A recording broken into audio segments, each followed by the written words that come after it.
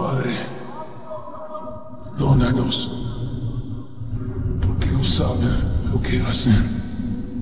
El Calvario presenció aquella escena de dolor, donde Cristo se entregó, justificándome por los pecados que cometí, por la manera en que le ofendí, las tantas veces que azoté su espada, y en una cruz por mí se entregó para darme la salvación, para darme todo su amor a mí.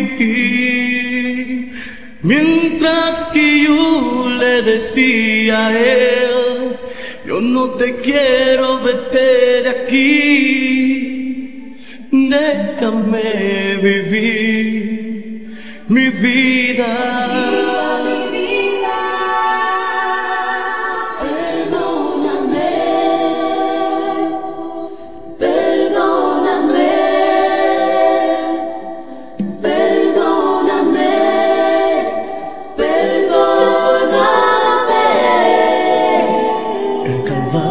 Presenció aquella escena de dolor, donde Cristo se entregó, justificándome por los pecados que cometí, por la manera en que le ofendí, las tantas veces que azoté su espada, y en una cruz por mí se entregó para darme la salvación, para darme todo su amor a mí. Mientras que yo le decía a él: yo no te quiero, vete de aquí, déjame vivir mi vida. Y en una cruz por mí se entregó para darme la salvación, para darme todo su amor a mí.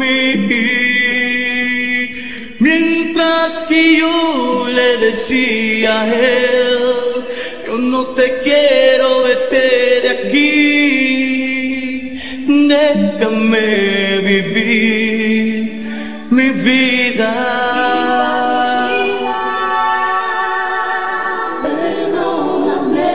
Dice la palabra de Dios en Isaías 53, refiriéndose a Jesús: él fue despreciado por los hombres y marginado, hombre de dolor y familiarizado con el sufrimiento, semejante a aquellos a los que se les vuelve la cara.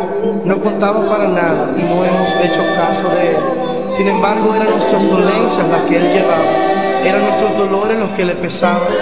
Nosotros lo creíamos azotado por Dios, castigado y humillado, y eran nuestras faltas por las que él era destruido. Él soportó el castigo que nos trae la paz, y con suyo